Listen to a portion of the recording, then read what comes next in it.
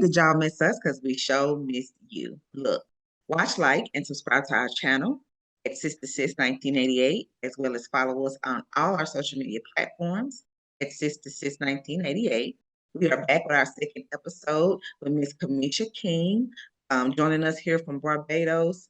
We just have a few more questions to ask Miss Kamisha, and then we're going to move it on along. Okay, Miss Kamisha, you ready? Oh, yes. Okay, so once again, I'm Jamie. I'm Latoya. And I'm Calandra. All right, all right. So, Miss Kamisha, my second question is going to be like, how do you help women clarify their visions? I know in the first episode you kind of talked about basically it sounds like maybe a vision board and how you want them to kind of just post things around the house. Kind of like that show. What was that show with Gabrielle Union, Mary Jane, where she would post Yeah, Mary Jane. putting them sticky notes everywhere. I think that's kind of what you mean, but she wasn't posting pictures, but you're basically saying, well, if it's a house, cut that house out and post it everywhere. So, how do you help women clarify their visions and define actionable steps to bring them to fruition? I love that question. So I first start by asking them those probing questions. So when they say, because sometimes people know what they want to do, and then sometimes they don't. So if there's someone who is not sure, the first question I ask them is, what are you passionate about? What is the thing that you know beyond a shadow of a doubt you can do? Even if you don't get paid, you will still probably do it because you just love to do it. And many times when they identify what that thing is really the thing that they've been called for. Or another probing question we can ask, what is the one thing that really gets under your skin if it's not done well? Like it really irks you, like, for some people, like simple things such as decor, they may be like, oh, somebody makes the wrong colors, they're upset because that's what they're really called to because they're skilled in that area. And it helps them to go like, oh, I didn't recognize that. And then we start to plan or plot out what they have been doing. And when I start asking them those questions, many times that thing they've already been doing, and they just never recognize that was the connection. And then we help them know to how do you fully walk into this? And then again, we do questioning again. And with those questioning and based on their responses, we're then able to help to provide them with the clarity. And because I take God with everything that I do, I also pray for them. So I pray for them, and in praying for them, we get to ask God, what is it that you want them to do? Because sometimes they may think, sometimes someone is gifted in so many different areas. It's not just one area. And sometimes they can think it's this one, but then it might be 4 or 5 because they have so many different giftings. So then how do you use them together? How do you blend them together to walk in them? So that's why the prayer is really important because I am an advocate for consulting God because he's my CEO. I get to be a part of this journey with Queen's Mindset, but he's the one who gave me the vision. So I have to always consult with him. So I always tell them, I get that this is what we've discovered, but let's also consult God and let's pray on it. And then based on what God says, then we roll that out. And that's what I do with them. Amen. Yes, always, always. God first, period. Yes. Okay. So what advice would you give to women who they're feeling stuck, they're unsure of themselves, they're struggling to even identify what the purpose is? You know what I mean? What advice are you giving them? My first advice to them is, why do you feel stuck? Because many times they're feeling stuck because of fear or because of finances. And sometimes when you hear them say, oh, I feel stuck because the things that I want to do, I don't have the time or I don't have the money, or maybe they just don't have the clarity or they want to be a particular thing. And when you really start to listen to the things that they're saying, I call them excuses because honestly, we don't make decisions based on money. Resources can never block you from walking and doing the thing that you've been called to because the Bible tells us he who calls you equips you. So if you've been called to this market, the doors are going to open. You just need to arrive. So many times they're not getting it. So that's the first thing I start to do with them. And then when we take them through those steps, asking them the questions, you see, the probing questions is really a great thing that I have to use with them and that I love to use because it gets them thinking. So when they tell me that they feel stuck, but the question is, what is making you feel stuck? And when they start to list those things, that if they say to me, I think I'm stuck because I don't have the money for this, I don't have the money for that. Eventually, times when I break it down for them, it's really just fear. They're just fearful to go forward. No, true. because Okay. they're fearful to go forward, because when we look at their finances, it may be some things that they're spending their money on that they probably don't need to be spending money on right now. And when you start to go through that, you cut this out and cut that out, they have the budget, they have the funds.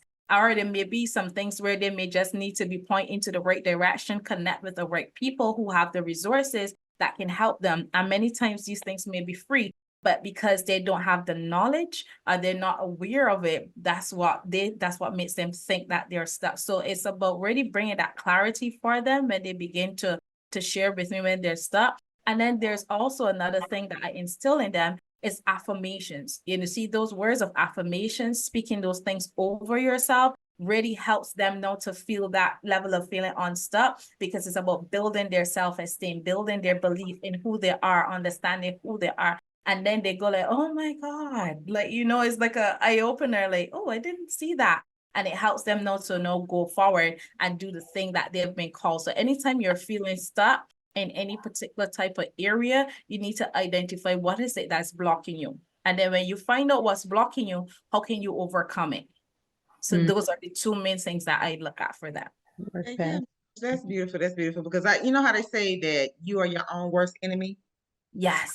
Sometimes, you know, just on another show that we did, the negative thinking, one point that our previous guest said was that it's so easy to write down all your problems and be complicated when you want to write down all the things that's positive going on in your life. Yeah. I think if people, you know, sat and just really simmered in that, like, dang, you know, I woke up, I got my toes. I mean, right now, like on my way to work, going into the building, it was somebody that was waiting in the line, and this woman, both of her legs were amputated. She had those, you know, those orthopedics that they use to walk. I was like, you got both your legs. Like, look at you, you have both your legs. You know what I'm saying? You have, you know what I mean? Like, kind of just find little bitty small things. But I think people just focus really hard on everything that's bad right now. And I think that they can stop you. I was saying previously that I don't write anything down necessarily, but I do a lot of talking to myself, like a lot of self motivation. And I know a lot, when I said it, I've said it to people before, and they be like, "Well, no, I ain't walking around talking to myself." You know what I mean? You know what I mean? But Jamie does, because it's like when I hear myself say it, I do feel like a euphoria. That's the best word that I can come up with. I feel like a euphoria, like, okay, yeah, you know, you got this, you can do this. You know what I mean? I do a lot of talking, like when I'm like, I don't, well, I pray, but it's like a conversation. I don't start it with, you know, dear God, here I come. It's just like a conversation multiple times a day, you know what I'm saying, that I'm having. You know, it's like, you know, here I go. What I've been doing is when I get something done and something else happens, whether I open up, if it's a bill, like just last week, I was so upset about my light bill. I was upset. I was telling everybody that I talked to on the phone how that light bill was, but not understanding the positive in that is that I can pay it. You see what I'm saying? It's like things like that. But I'm going to go ahead, pass the baton. Miss Rollins. All right, we gonna move it on along a little bit. So tell us about your book, Journey to 30, The Naked Truth, I Am You. Can you tell us a little bit more about that? Definitely. So Journey to 30, The Naked Truth, I Am You. This book came in 2022. And it really came from when I always wanted to write a book. I just never knew when I would actually write this book. I was taking a shower and I just heard God said, you're going to write a book. You're going to write it in 3 months. And this is going to be the title. I'm like, yeah, right. Like me, like I thought I had to like go learn how to be a writer, go and do all this other stuff. I didn't really think that, you know, I had what it took to do it. But I said, okay, after I come out of the shower, I went to my sister with my idea, like I always do with all of my ideas. And I told her, and I was expecting her to laugh and say, yeah, right. Like, come on, you're not going to write a book in 3 months.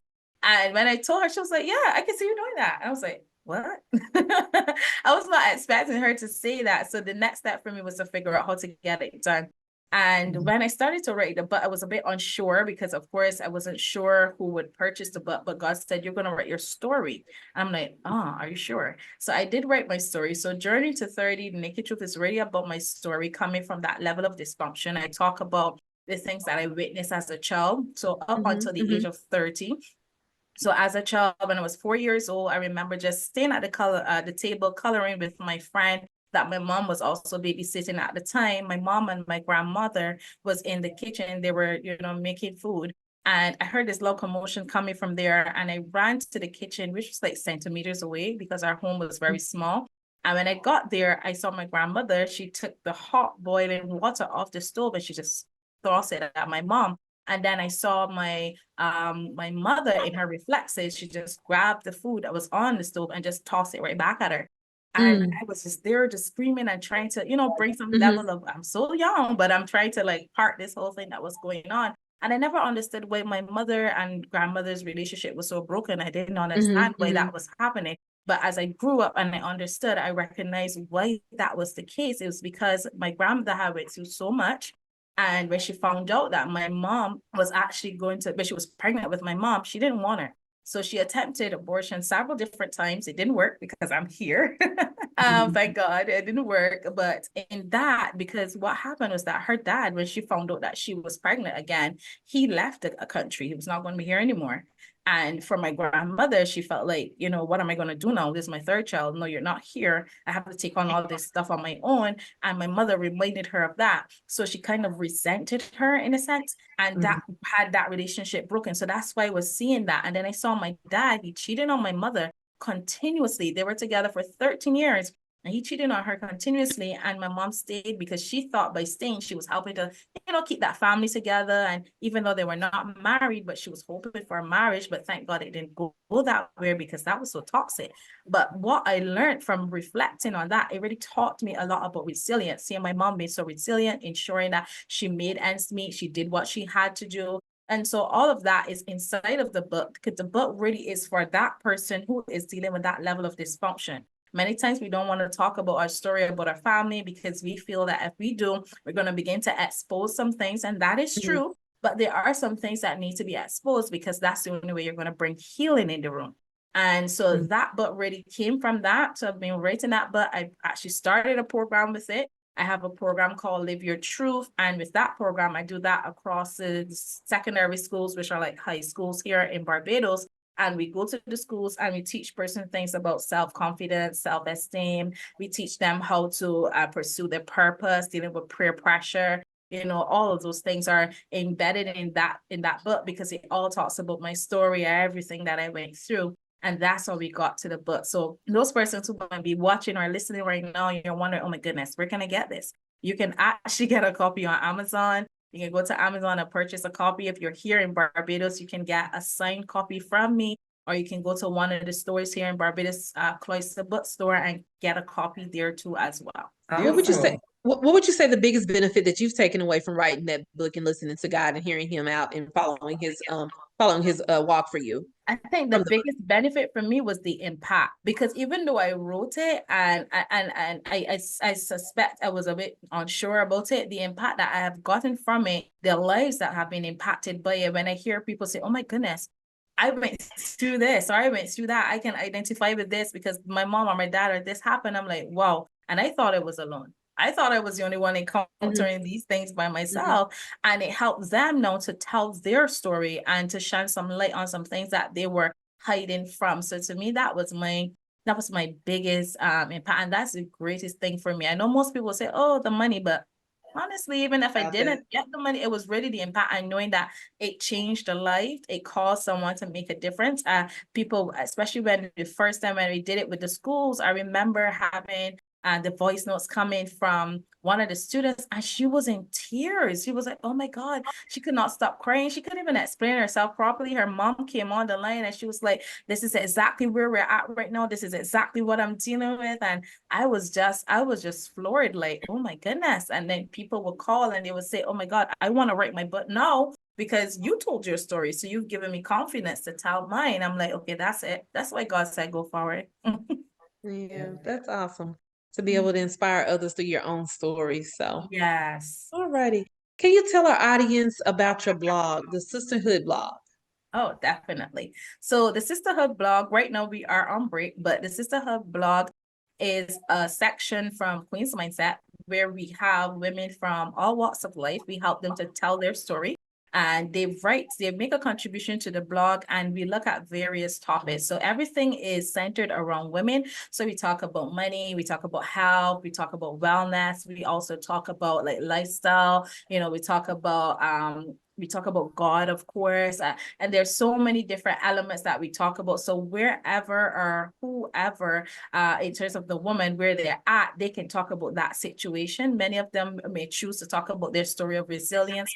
Some of them may talk about something that they've encountered. And we talk about marriage, and we talk about divorce, and they share on that. So it's really an authentic kind of blog where the stories that they're what you're reading is actually something that actually occurred. It's actually something from a woman who've actually encountered it, and they're just telling their story to help another woman, find healing or encourage or uplift her. It's really a place where if you're looking for that boost, you can actually go on and you can read something and be like, oh, be encouraged. Yeah.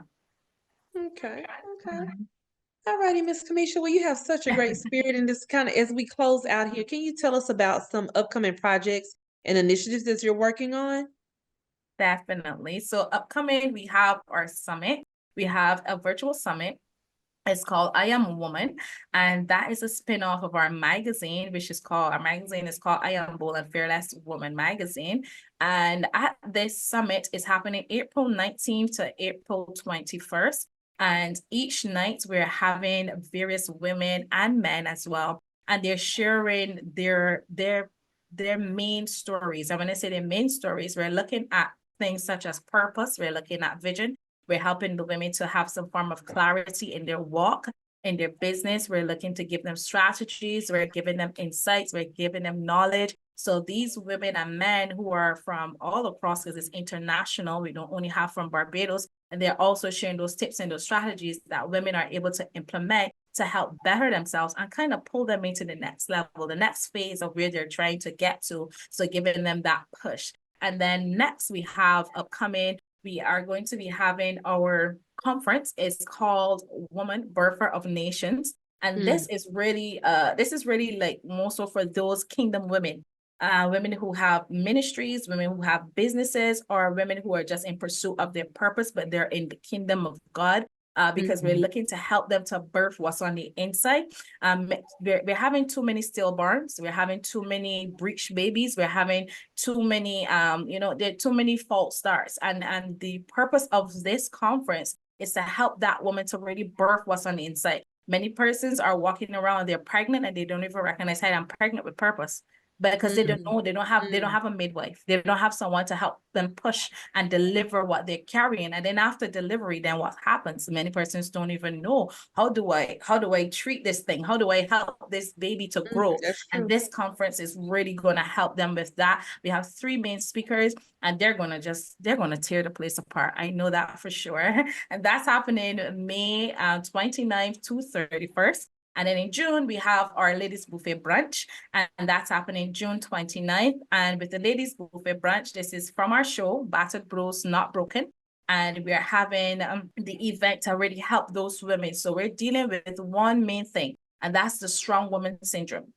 Many times we're carrying that strong woman syndrome where we believe or we think that we need to pretend to be as strong as everything. We don't know when to ask for help. So we're struggling. So there's a corporate woman, there's the business owner woman, there's that family oriented woman. And in every phase, every sector, that's the same syndrome. So we're really coming in to resuscitate, and revive that woman and help to pull down those walls, help them to be able to understand and to see and give them clarity and have that sense of community for them. Part of brunch that we're going to have a segment where we do midway. So we start off with a section called Spill the Tea. And that Spill the Tea is really the discussion segment. We have a panel discussion. We have experts in the room with social workers, psychologists. We have those types of people in the room that are really experts, are dealing with these types of things every single day. To give them guidance, we get them talking, get them to share. And then after that, we take them into the labor room, which is what we call the push room. Because after now, we've helped them to bring clarity, we've helped them, we don't have to deliver them from the thing that they was holding on to. And that's where the midwives come in, and we go through that segment with them, and we help to get them to that next phase. Now, everything is not going to happen there, but we're going to start some stuff in that room. And then from there, we have the community, which is the Queen's Mindset community on Facebook. It's a private community. Once they're a part of it, they're always going to be held accountable because we're always checking it. We're always having things happening there. So I'll stop there because we have so many things happening. Oh, Hey. sounds So, like month of it. June, Sounds that's like it. what we have going on. So you said the strong woman syndrome, I think is what you said. Yes, So the Strong Woman Syndrome, yeah. So where is that taking place? That's happening in Barbados. It's going to be at the Savannah Beach Club Hotel. That's in June, and it's happening June 29th from 11 a.m. until 4 p.m. And the Okay. theme for that is we're doing a tea party. So it is Okay. a full dress code and everything for it. It's already tea party. Oh, that's gonna be awesome. That's gonna be a great event. Mhm. I need help with that one. I don't know how to You're ask for help. invited to come, and you want to come Barbados, so you can come. Yes, I do. Like Jamie said, that's on the bucket list. Yes. Okay. Well, Miss Kamisha, we thank you so much. We have gotten these gems and we love, getting a chance to interact and interview women like you, who also believe in God and God driven, putting God first, because we too are strong believers.